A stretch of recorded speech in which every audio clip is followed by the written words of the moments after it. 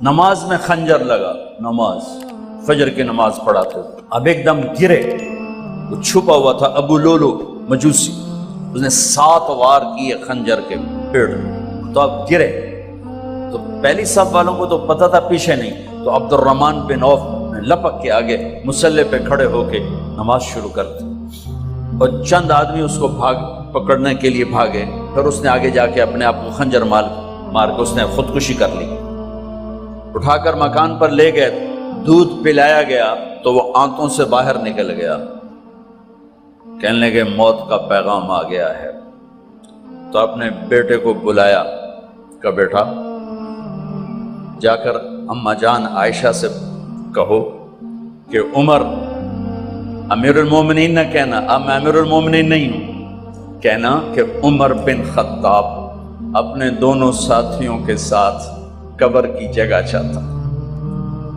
اگر مجھے اجازت مل جائے تو مجھے وہاں دفن کرنا، اگر اجازت نہ ملے تو مجھے عام قبرستان میں دفن کر دیں۔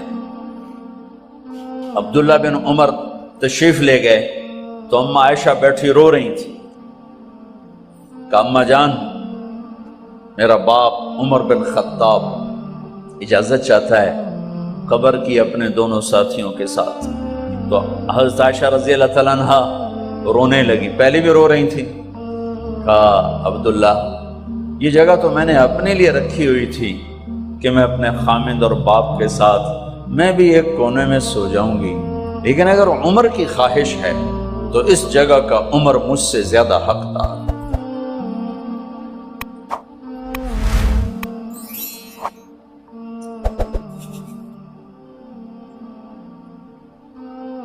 بیٹے نے آ کر کہا ابا جان مبارک ہو، اجازت ہو گئی، کہا بیٹا ہو گئی، لیکن جب میری میت اٹھاؤ تو دروازے پر جا کر رکھنا اور ایک دفعہ دوبارہ پوچھنا، ہو سکتا ہے میرے شرم میں اجازت دی ہو اور میرے مرنے کے بعد انکار فرما دیں، تو ایک دفعہ دوبارہ پوچھنا، اس وقت بھی اجازت ملے تو پھر لے جانا ورنہ واپس لے جانا۔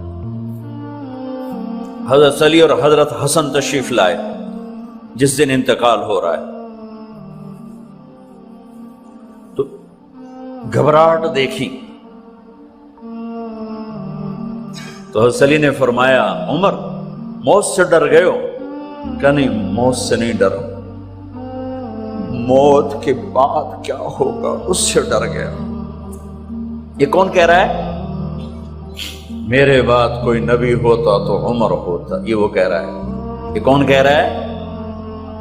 آپ نے کہا آج رات میں جنت میں گیا تھا، میں نے ایک بڑا خوبصورت محل دیکھا، سونے چاندی زمرد یاقوت موتیوں کا، میں نے کہا یہ کس کا ہے؟ تو مجھے کہا گیا یہ آپ کے غلام عمر بن خطاب کا ہے۔ کون کہہ رہے ہیں؟ موت کے بعد جو ہوگا اس سے ڈر رہا ہوں۔ کہ آپ مسجد میں انٹر ہوئے، مسجد میں ایسے لوگ تھے، ادھر ابو بکر تھے اور ادھر عمر تھے، ہاتھ دیو، آپ نے یوں ہاتھ پکڑ لیے دونوں کے، ایسے ہاتھ پکڑ لیے، ادھر ابو بکر ادھر عمر، کہ مجھے دیکھ رہے ہو؟ کہ جی، کہ قیامت کے دن میں ایسے اٹھوں گا کہ میرے ادھر ابو بکر ہوگا اور ادھر میرے عمر ہوگا۔ یہ عمر کہہ رہے ہیں موت سے نہیں ڈرا ہوں، موت کے بعد کیا ہوگا اس پہ ڈر رہا ہوں۔ تو حضرت علی نے فرمایا کیوں ڈرتے ہو؟ میں گواہی دیتا ہوں، میں نے کئی دفعہ اللہ کے محبوب سے سنا کہ جنت کے بڑی عمر کے، ایک تو نا جنت کے نوجوانوں کے سردار، وہ تو حسن حسین ہیں، میں نے کتنی دفعہ سنا اللہ کے نبی سے کہ جنت میں بڑی عمر کے لوگوں کے سردار ہیں ابو بکر اور عمر۔ تو آپ نے کہا قیامت کے دن گواہی دو گے؟ آپ نے کہا، حضرت علی نے کہا میں بھی گواہی دوں گا، میرا بیٹا حسن بھی گواہی دے گا۔ وہ حضرات تشریف لے گئے تو موت کی آہٹ کو محسوس کیا تو بیٹے کی گود میں سر تھا عبداللہ بن عمر کا، بیٹا یہ زمین پہ لٹا، انہوں نے یہاں سے ہٹا کر یہاں سر رکھ دیا۔ وہ حق سنا نہیں کیا کہہ رہا ہوں؟ زمین پہ ڈال دیں۔ ان کا جی نہیں چاہ رہا تھا کہ کیا کہہ رہا ہوں، زمین پہ ڈالو۔ انہیں آگے کر دے، خود پیچھے اٹھ، اپنا چہرہ مٹی میں یوں رکھ لیا اور مٹی میں منہ ملنے لگے ایسے، اور کہہ رہا ہے ویل ویل لک یا عمر ان لم یغفر لک عمر ان لم یغفر لک ربک، اے عمر اگر تیرے رب نے آج تجھے معاف نہ کی تو تو ہلاک ہو۔ ویل لک ولأمک ویل لک ولأمک یا عمر ان لم یغفر لک ربک، عمر اگر آج تجھے اللہ نے معاف نہ کی تو تو ہلاک ہو۔ اتنے بڑے مقام والے 1,24,000 میں ایک آدمی ہے مراد، جسے مانگا گیا ایک آدمی، یا اللہ عمر دے دے میرے اسلام کی بلندی کے لیے۔ وہ کہہ رہے ہیں ویل لک یا عمر ان لم یغفر لک رب،